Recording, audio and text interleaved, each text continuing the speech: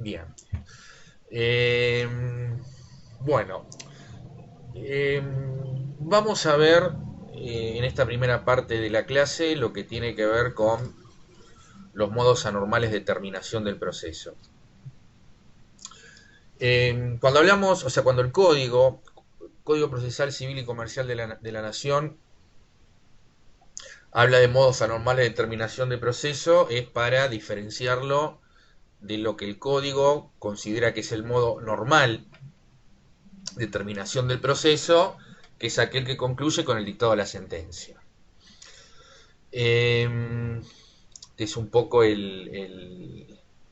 digamos, este sería el modo, entre comillas, natural de terminación, o normal, por decirlo de alguna manera, de terminación del proceso, pero bueno, no todos los procesos desembocan o terminan en una sentencia, y es entonces allí cuando el Código Procesal Civil y Comercial de la Nación establece este supuesto y establece esta regulación, si ustedes quieren.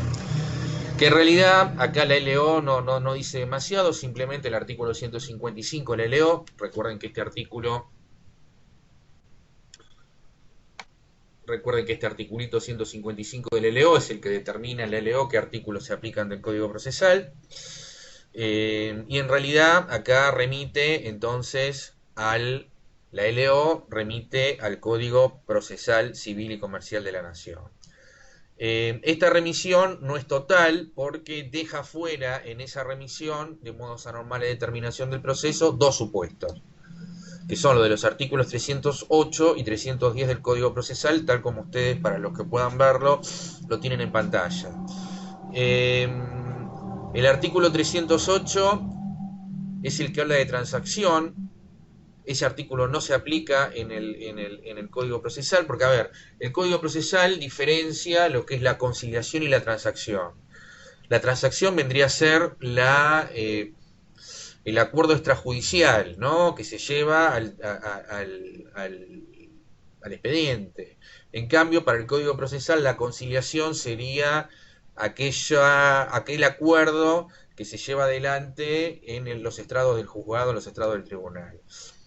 Eh, esa diferenciación la ha eliminado, o sea, no la ha considerado el LO, entonces la LO simplemente regula la conciliación, y en realidad dentro de lo que es la conciliación está incluido lo que naturalmente se pueda llevar adelante en el juzgado como aquel acto de acuerdo que se pueda haber llevado entre las partes y que después las partes llevan al expediente. Pero bueno, esto lo vamos a ver cuando veamos el tema conciliación y los requisitos que tienen cada uno de estos. Y la segunda exclusión, o si ustedes quieren no inclusión o no consideración, como modo anormal del proceso en el procedimiento laboral, tiene que ver con el tema de la caducidad de la instancia.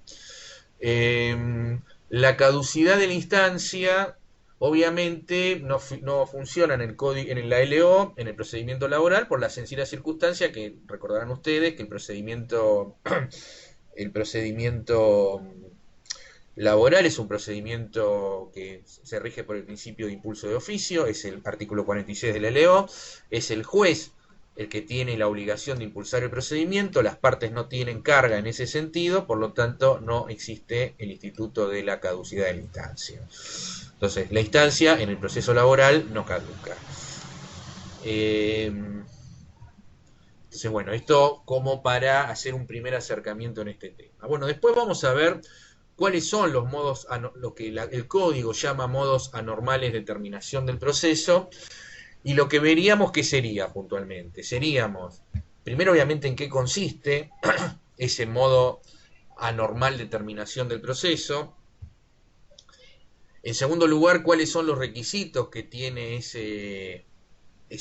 para que se configure este supuesto para poner fin al proceso, y qué pasa con el tema de las costas digamos, en esta clase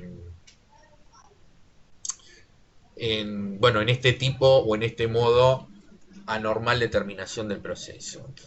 El primer supuesto que nosotros vamos a contemplar es el tema del desistimiento. Insisto, estamos en la órbita del Código Procesal Civil y Comercial de la Nación.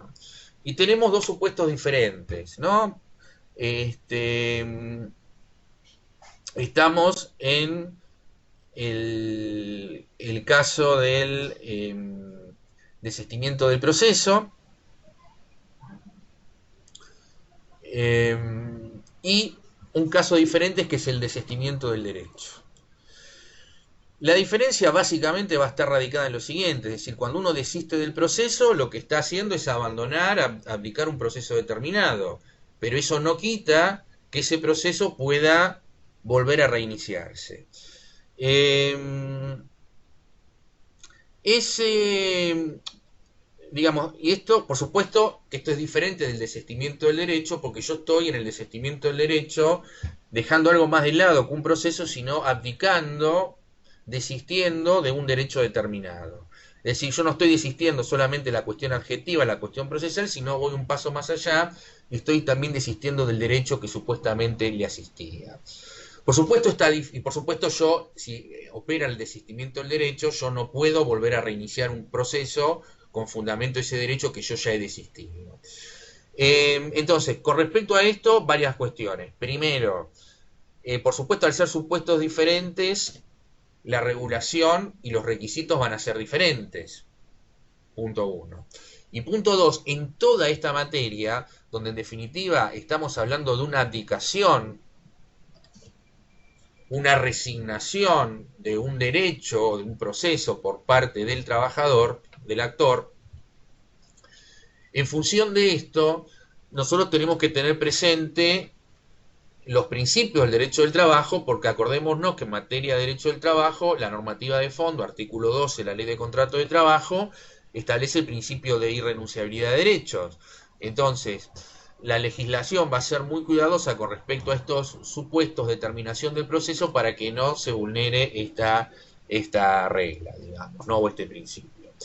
El desistimiento del proceso va a estar regulado en el Código Procesal Civil y Comercial de la Nación en el artículo 304. Estamos siempre en el Código Procesal. Y como ustedes ven, el artículo 304 tiene dos párrafos. En el primero de ellos se prevé una suerte de desistimiento, estamos en 304, desistimiento del proceso, y estamos en un supuesto de desistimiento de las partes de común acuerdo. Entonces, acá lo que se establece es que obviamente las partes se pueden poner de acuerdo para, en forma conjunta, desistir del proceso, dice, manifestándolo por escrito al juez, quien sin más trámite lo declarará extinguido y ordenará el archivo de las actuaciones. Entonces, primer supuesto, las partes se ponen de acuerdo, desisten del proceso. El segundo es ya una decisión del actor. Y el segundo párrafo del artículo 204, que lo leo, dice que cuando el actor desistiera del proceso después de notificada la demanda, deberá requerirse la conformidad del demandado, a quien se dará traslado notificándosele personalmente o por cédula bajo apercibimiento de tenerlo por conforme en caso de silencio. Si mediare oposición, el desistimiento carecerá de eficacia y proseguirá el trámite de la causa. Bueno, fíjense ustedes, obviamente la solución del legislador en este segundo párrafo es enteramente lógica porque, vuelvo a insistir, el desistimiento del proceso implica que yo, actor, puedo volver a reiniciar el proceso. Entonces, si está trabada la litis, necesariamente voy a requerir la conformidad del demandado.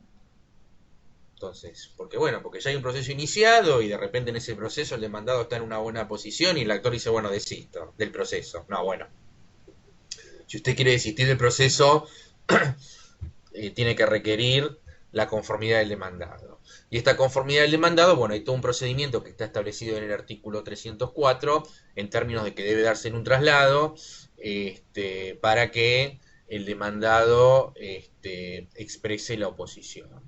Acá no se dice el plazo, por lo tanto, el plazo que debe regir acá es no el del Código Procesal, sino de la LO, que sería el plazo de 3 días, que es el plazo general para vistas y traslado. Por supuesto que si no está notificada la demanda, es decir, no está trabada la litis, acá entonces no hay ningún inconveniente para que el actor desista del proceso, porque bueno, acá no hay ninguna actuación todavía por parte del demandado, no se han generado costas, etcétera, etcétera. El segundo supuesto, artículo 305, es el previsto, o sea, es el desistimiento del derecho que, insisto, está en el artículo 305 del Código Procesal. Y acá refiere este artículo, lo leo también, ustedes lo tienen en pantalla, pero bueno, seguimos un poco la lectura en forma conjunta. Dice que en la misma oportunidad y forma a que se refiere el artículo anterior, el actor podrá desistir del derecho en que fundó la acción. No se requerirá la conformidad del demandado, del bien del juez limitarse a examinar si el acto procede por la naturaleza del derecho en litigio y a dar por terminado el juicio en caso afirmativo. En lo sucesivo, no podrá promoverse otro proceso por el mismo objeto y causa. Eh, a ver, en este caso, bueno, obviamente la solución es lógica, porque si yo no puedo volver a plantear la cuestión, entonces, porque estoy desistiendo del derecho, obviamente acá no van a requerir la conformidad del demandado, porque en definitiva el demandado no se va a ver perjudicado por este desistimiento del derecho. Eh, entonces, bueno, obviamente estamos hablando siempre en la misma oportunidad y forma, es decir, bueno, siempre antes del dictado, digamos, antes del dictado de la sentencia. Y bueno, obviamente en el último párrafo, el 305, la consecuencia de el desistimiento del derecho. Bien, estos son el tema de los requisitos. Eh, ¿En qué casos esto? A ver, bajemos un poquito la letra de la ley y vayamos al caso, digamos, a casos reales donde esto se puede plantear en un juicio laboral, ¿no? Desistimiento del derecho. Bueno, esto es muy común cuando hay una suerte, cuando hay un litis consorcio, porque a ver, supónganse, vamos a poner un caso concreto. Yo demando, no sé, el trabajador demanda a su empleador y también demanda en ese mismo proceso a otro sujeto porque le extiende la responsabilidad en los términos del artículo 30 de la ley de contrato de trabajo. Supónganse, hay una tercerización, entonces, bueno, yo eh, le hago un juicio al empleador principal y también en los términos del artículo 30 de la ley de contrato de trabajo promuevo la demanda o la acción también contra ese demandado y con responsabilidad solidaria. Bueno, se lleva adelante el proceso.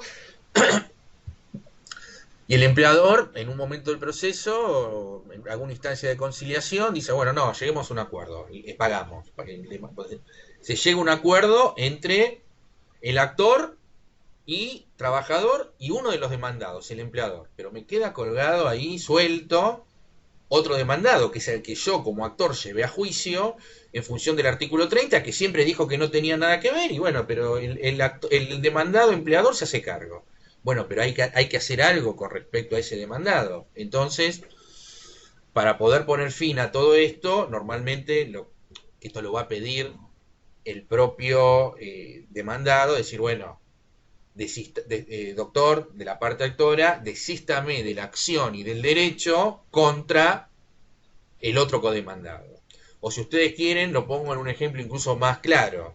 Supónganse, yo demando a una sociedad anónima, a una SRL, pero no solamente demando trabajador, demando a la SRL, que es el empleador de ese trabajador, sino que también demando a los socios de la sociedad, pidiendo la extensión de la responsabilidad solidaria.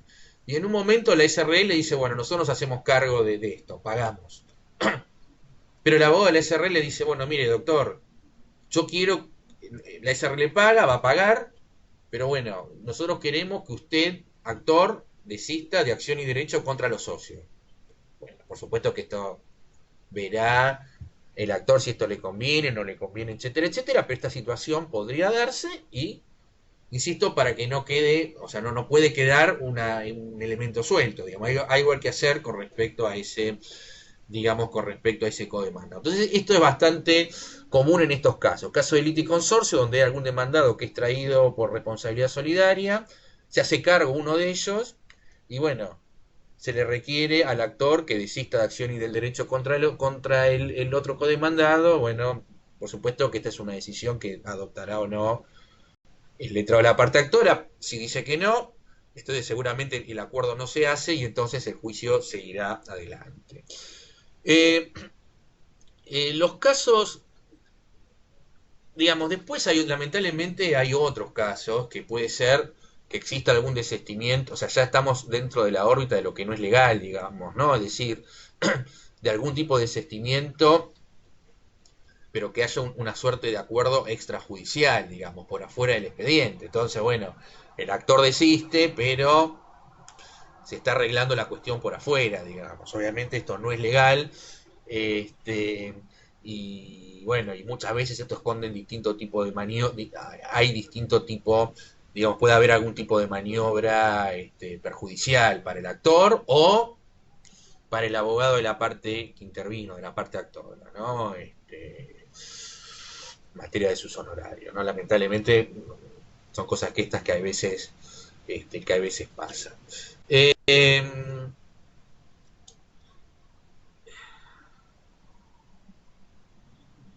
Recordemos el tema del derecho de fondo. Y acá tenemos un artículo del 277 que nosotros lo hemos mencionado en la primera clase que tuvimos por esta vía, por el Skype. Eh, Cuando hablamos de las particularidades del proceso laboral, y nosotros puntualizamos este artículo del 277 porque acá es el que establece, por ejemplo, que todos los pagos deben hacerse por intervención del juzgado, en fin, son cuestiones al trabajador, obviamente, ¿no? Son cuestiones que están en la ley de fondo, en la ley de contrato de trabajo, pero que se proyecta al proceso laboral. Eh, y puntualmente, con respecto, el artículo es más largo, yo simplemente tomé una parte del artículo, que es la que tiene que ver con lo que nosotros estamos viendo, y fíjense ustedes que en el caso del desistimiento del trabajador, la ley exige dos cuestiones. Primero, que el trabajador tiene que ir personalmente al juzgado para hacer este desistimiento y se requiere la homologación por parte del juez. Es decir, que el desistimiento que pueda realizar el trabajador, normalmente la parte actora, no puede efectivizarse si no va al juzgado a desistir en forma personal, sea de acción y del derecho o de acción solamente, y requiere la homologación del juzgado. Realmente en aquellos desistimientos que sean dudosos, el juzgado tiene que hacer valer este artículo para realmente interrogar al trabajador y verificar que no haya algún tipo de maniobra y que se haya un acuerdo por fuera del expediente, ¿no? Esto es lo que me parece que debería realizar el juez. ¿Qué pasa con el tema de las costas? Porque estamos hablando de un actor que ya sea en forma conjunta o en forma particular, en forma personal, es decir, solamente el actor, desiste de proceso y acción. ¿Qué pasa con las costas? Es decir, ¿qué pasa con los costos? ¿Qué pasa con los honorarios de los letrados por ese proceso que se inició y del cual el actor abdica de ese proceso, ¿no? Eh, bueno, en este caso, a ver, yo lo leo como está puesto en el artículo, digamos, ¿no? Es decir, eh, esto fundamentalmente está en el segundo párrafo del artículo, digamos, del artículo 73, de este párrafo que nosotros tenemos, que nosotros tenemos acá, ¿no es cierto? A ver si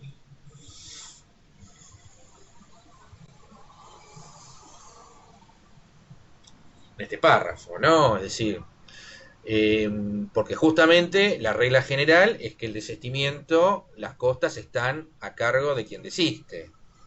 Porque obviamente el que desistió puso en funcionamiento todo el aparato jurisdiccional, hay una contestación de demanda, porque recuerden, entonces, este, el desistimiento, vuelvo a insistir, está a cargo, en principio, a cargo de quien desiste. Hay una excepción acá, cuando hubiera un cambio de legislación o de jurisprudencia y que este desistimiento se hubiese llevado a cabo sin demora injustificada. Y la segunda excepción, que por supuesto es la más importante, es lo que las partes puedan haber acordado. Porque, a ver, en el ejemplo que nosotros mencionamos recién, en el cual este, yo desisto, o sea, supongamos, llegué a un acuerdo con un demandado y desisto de acción y del derecho contra el otro, yo lo que voy a pedir, y tengo que pedir como actor, como letrado de la parte actora, es decir, bueno, fenómeno, yo desisto, usted me pide desiste, yo no tengo problema, pero las costas son por su orden, es decir, las costas, los honorarios del letrado de la parte demandada a la cual yo desistí como parte actora, bueno, yo no me hago cargo, porque si yo no digo nada y no se pacta nada, el juzgado me va a fijar las costas a cargo de la parte actora y el actor va a tener que pagar honorario con respecto a ese demandado de los honorarios profesionales del letrado de la parte demandada de quien se desistió. Entonces, normalmente esto es todo una materia de negociación en estos términos. Se pacta que se arregla con uno. Supóngase, a ver, esto no es que uno está obligado. Yo puedo decir, no, mire, yo no desisto de nadie. ¿Estamos de acuerdo? No es que yo estoy obligado a desistir. Digo, no, mire, a mí se hacen cargo todos son responsables solidarios, le puedo reclamar a cualquiera y si no arreglo así, no arreglo. Perfecto, es una posibilidad. Pero puede darse el caso que el actor diga, bueno, sí, desisto de ustedes, o sea, arreglo con uno, ese se hace cargo, desisto contra el otro, pero concilio, acuerdo, que las costas de ese desistimiento van a estar a cargo o por su orden, o a cargo de ese demandado. Si no, le van a fijar las costas, digamos, al acto. Entonces, bueno, regla del artículo 73 del Código Procesal Civil y Comercial de la Nación. Bueno, segundo supuesto de modo anormal de terminación del proceso, el tema del allanamiento. Obviamente, el allanamiento es eh, una aceptación de la pretensión que realiza la parte demandada. Así como el desistimiento es un acto, una abdicación que va a hacer la parte actora, salvo en ese supuesto muy particular que ambas partes desistan del proceso, pero es la parte actora en definitiva el que está abdicando de un proceso ya iniciado, de un derecho que tenía y que lo llevó a iniciar ese proceso. En el caso del allanamiento, acá el tema es al revés, que es el demandado, digamos, el que abdica o admite la pretensión de su contraria, es decir, de la parte actora. Perdón, ¿cómo viene el tema del audio? ¿Se escucha esto o más o menos? ¿O sale entrecortado? Porque a mí me sale con rojo el tema de la conexión. A ver, por momentos se escucha bien. Bueno, estamos en un problema entonces. Bien,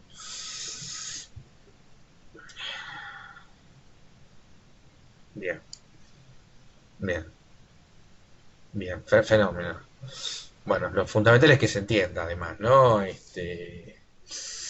Bien, entonces, allanamiento. El tema del allanamiento es, insisto, una admisión de la demandada. Regulado, artículo que ustedes tienen en pantalla, artículo 307 del Código Procesal Civil y Comercial de la Nación. Entonces, bueno, primer párrafo, el demandado podrá allanarse a la demanda en cualquier estado de la causa anterior a la sentencia, es decir, hasta que no se dicte sentencia, amplitud temporal para que ese demandado se allane. Dice el segundo párrafo, el juez dictará sentencia conforme a derecho, pero si estuviere comprometido el orden público, el allanamiento carecerá de defectos y continuará el proceso según su estado. Y cuando el allanamiento fuera simultáneo con el cumplimiento de la prestación reclamada, la resolución que la admita será dictada en la forma prescrita en el artículo 161 del Código Procesal. Bueno, esto me parece que no hay, digamos, no hay demasiadas particularidades con respecto a esto. Tema costas, bueno, obviamente la regla general en materia de costas es, porque en definitiva el que se allanó está admitiendo la pretensión del actor, así que en principio quien se allana deberá hacerse cargo de las costas. El artículo que ustedes tienen en pantalla, el artículo 70 del Código Procesal, establece el hecho, o sea, algunas excepciones a este principio y costas a cargo del demandado. Por ejemplo, en el artículo 70, inciso 1 del Código Procesal, dice que cuando se hubiese, que no habrá costas al demandado, cuando hubiese reconocido oportunamente como fundadas, perdón, esto,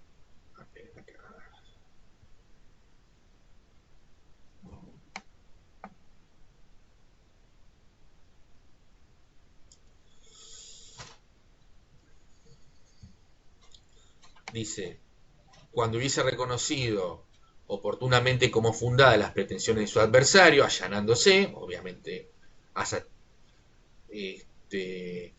dice, cuando, salvo que hubiese incurrido en mora o que por su culpa hubiera dado lugar a la reclamación, ¿no? Entonces, bueno, si el allanado eh, dio lugar a el reclamo porque estuvo en mora, bueno, obviamente va a tener que hacerse cargo, va a tener que hacerse cargo de las costas. Este, que en realidad esta es la regla fundamental, ¿no? El artículo 70, inciso 1, en definitiva, bueno, ¿quién es el que da lugar? Porque, a ver, si yo me allano y en realidad estoy cumpliendo y no estoy en mora, circunstancia un poco difícil de suponer esto en materia de derecho laboral, porque, a ver, en derecho laboral, los créditos laborales, la mora es automática, entonces la verdad que honestamente se me hace muy difícil de ver la admisibilidad práctica del allanamiento. Se me ocurre que a lo mejor un allanamiento podría darse en el caso de tema de un reclamo de certificado de trabajo, por ejemplo, ¿no? O de una consignación de un certificado de trabajo. No sé, el demandado inicia, supónganse, una consignación para entregar el certificado de trabajo. Va a tribunales con esto. Obviamente le van a correr, inicia una demanda, porque es una demanda la consignación.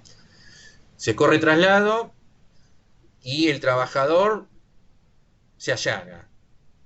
Bueno, en ese caso, de repente se le podrían llegar a imponer las costas al actor, si no demuestra que en realidad estuvo obligado a recurrir a esa instancia para consignar los certificados. Bueno, esto es un poco que hay que ver las circunstancias del caso. El segundo párrafo, el segundo inciso del artículo 70 del Código Procesal, me parece que no tiene ninguna aceptación, admisión práctica en el derecho del trabajo.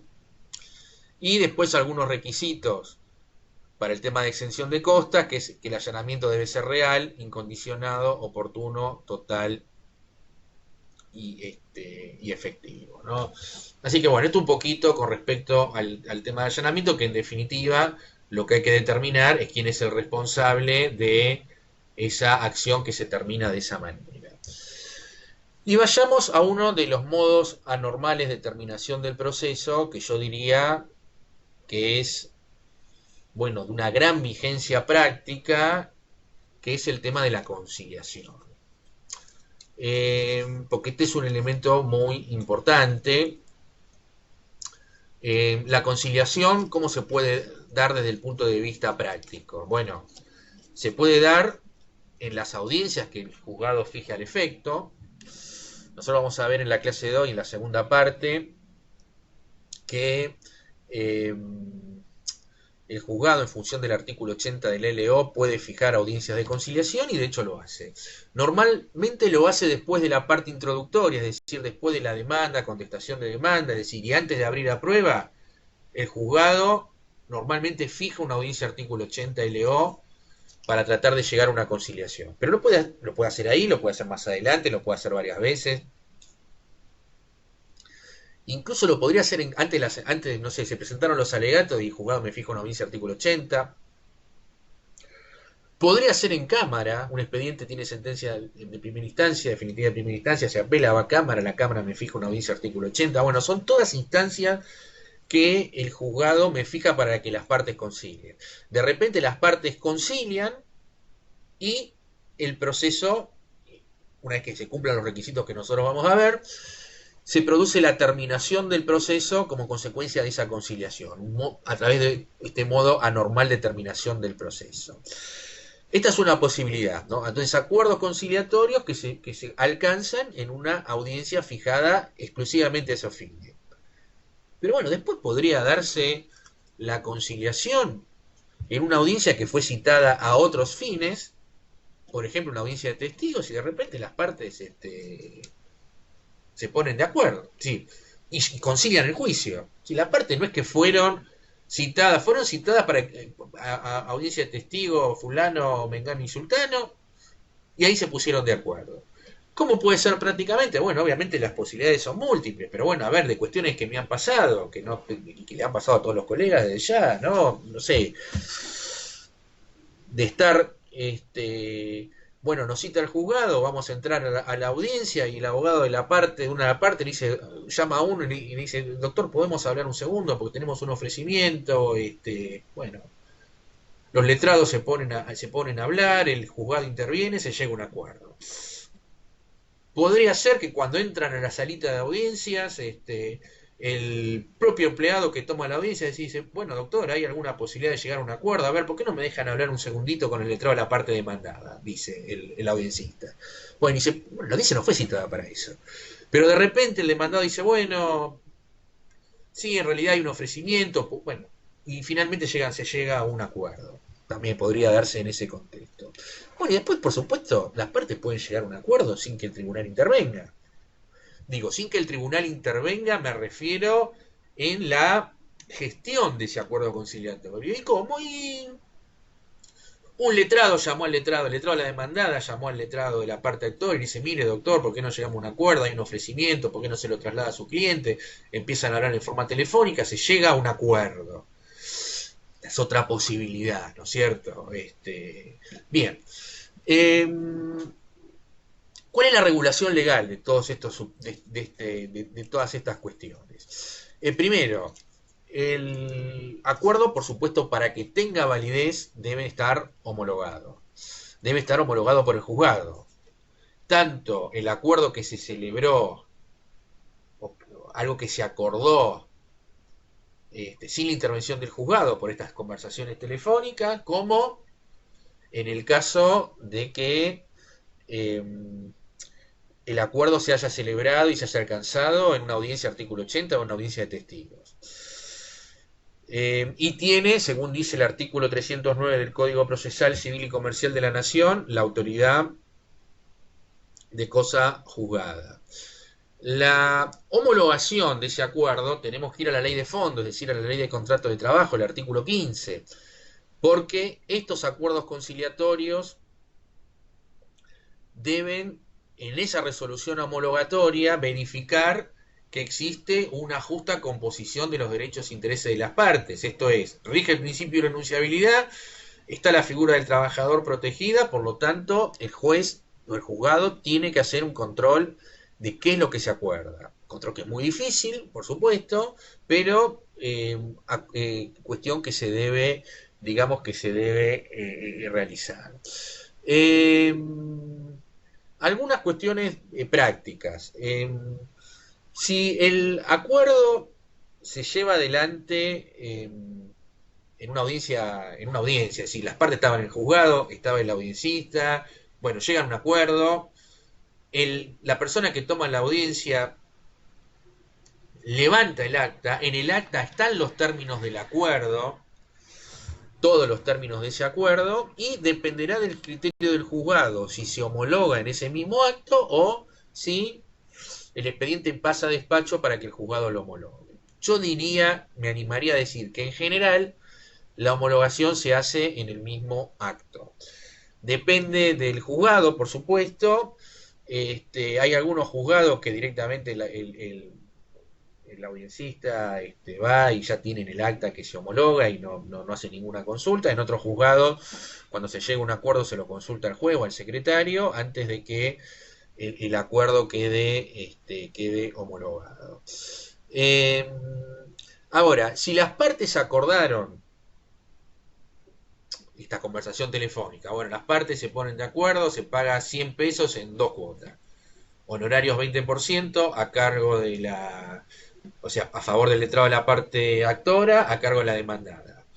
Supóngase, se acuerda de esto, ¿no? Dice, bueno, estamos de acuerdo, pero hay que escribirlo esto, ¿cómo hacemos? Bueno, ahí hay diferentes posibilidades, y esto depende mucho del criterio del juzgado, ¿no? Una posibilidad es que las partes, en forma privada, hagan el escrito, lleguen a un acuerdo, mejor dicho, llegan a un acuerdo, no, ya llegaron, lo instrumenten por escrito, lo firman las partes, lo presentan en el juzgado recepciona ese escrito, pasa a despacho y el juez decidirá si homologa o no, si cita personalmente al trabajador para que ratifique y después homologa, etcétera. Normalmente se cita al trabajador para que ratifique personalmente ese acuerdo conciliatorio. Esta es una posibilidad. Y la otra posibilidad es que las partes vayan al juzgado y digan, bueno, llegamos a un acuerdo, ¿por qué no nos levantan el acta y lo hacemos directamente en el juzgado? Por supuesto que esto normalmente se consulta, esto normalmente se pregunta en el juzgado, es decir, uno va al juzgado, consulta, eh, y en el juzgado le dirá, no, doctor, traiga un escrito, o no, bueno, hable con fulana, la persona que lleva el expediente, acuerden con ella un día y ese día vienen y le levantan el acta. Bueno, esto depende entonces del criterio, digamos, del criterio del juzgado. Eh, Tema costas. Bueno, el tema costas, volvemos otra vez al artículo 73 del Código Procesal, porque también está previsto qué pasa con las costas en las conciliaciones. El principio general que si hay conciliación las costas serán por su orden, es decir, cada uno se hace cargo de los honorarios de sus respectivos letrados y las costas comunes, es decir, no sé, honorarios del perito o contador, por ejemplo, por mitades, pero por supuesto, esto es lo que la ley dice como regla general, pero lógicamente, quien se hace cargo de las costas, esto tiene que ser objeto de el acuerdo conciliatorio, porque a ver, nadie va a firmar una conciliación sin determinar y sin acordar quién se va a hacer cargo de las costas. Entonces, esto es algo que debe estar en el acuerdo. Eh, bueno, esto, ¿no? Y lógicamente, lo que normalmente ocurre en la práctica es que las costas se hace cargo el demandado en ese acuerdo conciliatorio. Porque bueno, si no, no se firma el acuerdo, ¿no? Es decir, esto es lo que normalmente ocurre, pero bueno, tiene que obviamente estar consignado y expresado en el acuerdo. Bueno, esto tiene que ver con todas las cuestiones normativas. El tema de la conciliación, bueno, es una herramienta muy útil que utilizan los juzgados. Es una herramienta polémica por alguna, o sea, a ver, no sé si polémica, ¿no? Decir, eh, como en todo, están los defensores y están los detractores de este instrumento. Eh, Quienes defienden este instrumento, bueno, y este modo anormal de terminación del proceso, alegan con razón de que, bueno, obviamente, cuando hay una conciliación, y hay muchas conciliaciones, lo que se está haciendo es descongestionando los tribunales, digamos, ¿no? Es decir, ustedes piensen el ahorro que supone en un juzgado la circunstancia de que un juicio se concilie ni bien se inicia. Ni bien se inicia, no, pero a ver, hubo demanda, contestación de demanda, hay un traslado a la contestación de demanda, el juzgado fija una audiencia de conciliación, se concilia. Fíjense todo lo que nos evitamos, citación de testigos, alegatos, dictado de sentencia, apelaciones, presiones de agravio. El expediente se termina rápidamente. Entonces, desde el punto de vista, eh, digamos, de la administración de justicia, bueno, esto, si hay muchas conciliaciones, bueno, obviamente va a redundar en mayor cantidad de expedientes en circulación y por lo tanto un sistema más ágil de administración de la justicia. Eh, Ahora, los que critican la utilización de esta herramienta en la órbita laboral específicamente, lo que dicen es que, bueno, muchas veces estas conciliaciones en realidad se hacen sobre la base de presionar a una de las partes, al trabajador, y que estos principios tan rígidos que uno estudia en el derecho de fondo, el principio de renunciabilidad, etcétera, etcétera, después cuando vamos a tribunales, en definitiva, se termina en un acuerdo conciliatorio donde está lejos de de lo que hubiese obtenido en una sentencia, agravado en una circunstancia fáctica importante, que es la duración del proceso, porque a ver, en la Argentina, y especialmente por lo menos la justicia que yo conozco, que es la de Capital Federal y provincia de Buenos Aires, yo diría que en Capital Federal, vamos a hablar de Capital Federal, cuando las partes deciden conciliar, desde el punto de vista de la parte trabajadora para aceptar una propuesta, una de las cuestiones que ponen en consideración es cuánto tiempo va a demandar ese juicio, porque además es una de las primeras cosas que a uno le preguntan como letrado. Es decir, la pregunta que nos hacen, bueno, está bien, doctor, bárbaro, pero ¿cuánto tiempo más va a durar?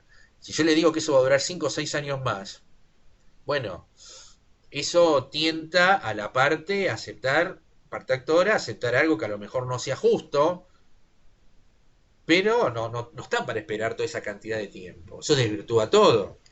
Yo me acuerdo al principio de año, antes del coronavirus, digamos, en febrero, ahí me llama un actor con un juicio de muchos años y me dice, mirá, yo tengo 70 años ya, no puedo estar, no quiero seguir esperando más. Fíjate a ver si lo podemos, si esto lo podemos conciliar, ¿no es cierto? Bueno, eh, entonces, hay quienes critican este instrumento porque en este contexto, en definitiva, es una vía en donde el actor de repente no concilia cosas que son dudosas, es decir, puede conciliar y decir, no, mire, la verdad que acá les pido, la empresa dice que fue con causa, yo digo que fue sin causa, pero acá no sabemos bien cómo van a dar las pruebas, conciliemos, hagamos una transacción, extingamos cuestiones litigiosas y dudosas. Pero bueno, muchas veces el actor sabe que va a ganar, pero no puede darse el lujo de esperar, ¿no?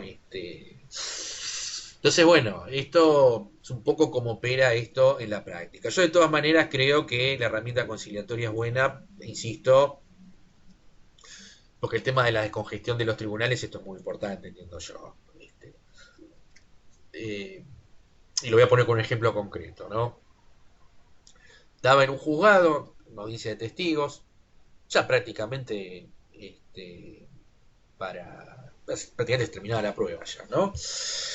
Y la verdad que el juicio iba rápido, porque, a ver, y de hecho fue rápido, porque en ese juicio, no sé, habremos tenido sentencia año y medio, sentencia en primera instancia, dos como mucho. O sea, para los tiempos de la justicia laboral de Capital Federal, récord. Y por supuesto es uno de los juzgados que mejor funciona. Bueno, cuando estamos levantando la audiencia el acta de cierre de la audiencia, haciendo el cierre, como se dice en la jerga, la audiencista me propone, yo abogado de la parte actora, me pone, doctor, vamos, ¿por qué no fijamos o qué le parece si fijamos una audiencia de conciliación? Una audiencia artículo 80. Yo era como la cuarta que me fijaban, ¿no? Este,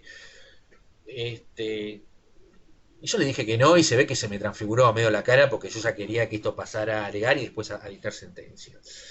Y la persona me dijo, bueno, doctor, me dice, pero acá estos juicios van rápido porque justamente nosotros tenemos como juzgado una actitud muy proactiva para poder conciliar. Así que esto no es de casualidad que usted tiene, esto va rápido. Esto va rápido porque de alguna manera nosotros como juzgado somos muy eficaces en la utilización de esta herramienta de la conciliación. Bueno, yo le dije que no quería la audiencia artículo 80, me fui, a los 4 o 5 días me llegó la cédula fijándome la audiencia artículo 80. Que bueno, finalmente no se concilió. El juicio anduvo rápido, salió sentencia favorable al actor, apelamos, me tocó una sala que está 2 años para dictar sentencia, ¿no? Para resolver los recursos de apelación. Entonces una vez se pregunta si hizo bien o no hizo mal de no haber llegado a un acuerdo en esa, digamos, en esa circunstancia. Pero bueno, es una herramienta que, bueno, que es muy práctica, la tratan de utilizar mucho los juzgados, especialmente, bueno, para, insisto, poder descongestionar bueno, y tener menos expedientes, porque si están abarrotados, si están colapsados de expedientes, la cosa tampoco va, digamos, tampoco va a funcionar. Bueno, esto con respecto entonces a los modos anormales de terminación del proceso. No sé si me quieren hacer alguna pregunta puntualmente con este tema y si no ya pasaríamos al otro tema que tenemos pensado para la clase de hoy. Ahora veo que el audio, supuestamente la conexión está funcionando mejor, por lo menos ahora, tocamos madera. A ver si me quieren hacer alguna consulta. Si no hay consulta sobre este tema, vamos a ver, Fernando. Sí.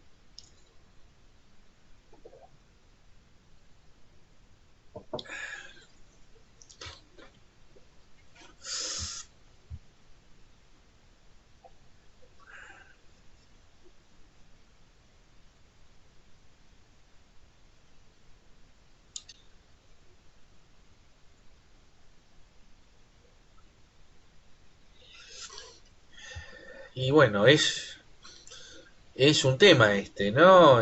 Pero en realidad acá la posibilidad de este acuerdo conciliatorio, eh, en definitiva, está condicionado a la homologación del juez.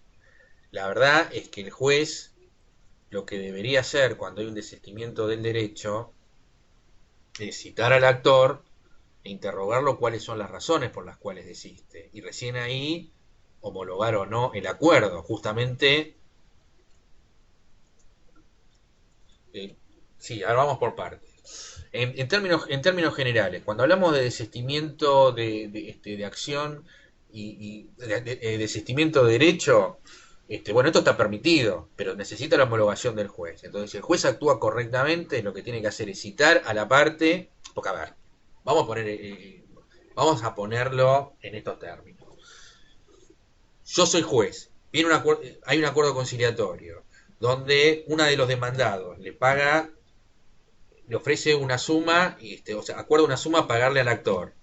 Y en paralelo, el actor desiste del derecho contra el otro codemandado. O sea, no hay mucho que analizar ahí, porque es lógica ese desistimiento, que por otra parte es el que va a permitir la celebración de ese acuerdo, digamos, ¿no? Entonces hasta ahí en realidad no habría ninguna renuncia al derecho, porque en definitiva el trabajador está reclamando un crédito indemnizatorio, no le interesa a quién pague, sino que le paguen, digamos, ¿no es cierto? Yo como abogado lo que sí tendría que tomar las precauciones es ver que el que quede obligado tenga solvencia y resulta que no termine después no cobrando nada. Pero bueno, pero en principio ahí no habría ninguna violación al principio de renunciabilidad. Pero si a mí viene de la nada un trabajador y me presenta un escrito donde desiste de acción y de derecho, digo, bueno, a ver, acá algo pasó, porque no es una cosa razonable que alguien haga una presentación de estas características. Entonces, la verdad, el juzgado debería citar al actor personalmente para que ratifique o no, e interrogarlo de cuáles son las causas, y eventualmente el juzgado, si considera que en realidad o el trabajador está renunciando o está haciendo un acuerdo por afuera, etcétera, etcétera, lo que corresponde es que el juzgado no homologue. Este, bien, eso por un lado. El tema, no, lo que me estás preguntando, Fernando, con el tema del riesgo del trabajo, ahí hay directamente la ley habla de renuncia, ni siquiera habla de un desistimiento. La ley dice, por eso es a la adopción con renuncia. La ley dice, vos elegís una vía y por lo tanto se entiende que vos al optar estás renunciando a la otra. O sea, claramente va en contra del principio de irrenunciabilidad, pero la ley lo consagra esto y lo admite esto en forma expresa, digamos, ¿no? Insisto, no habla de desistimiento, sino de renuncia. Cuando hablamos de desistimiento, hablamos de algo que se produce en la órbita, bueno, está bien, en la órbita de un procedimiento. Esto también podría utilizarse en esos términos, pero bueno, normativa, la terminología que se utiliza es la de renuncia, lisa y llana, para que no quede ningún tipo de duda. Bueno, si no, si hay alguna consulta con respecto a este tema puntualmente, y si no, ya pasamos al otro tema que es el tema demanda, proceso ordinario, etcétera, etcétera. Bueno, vamos entonces a detener para tener las grabaciones por separado.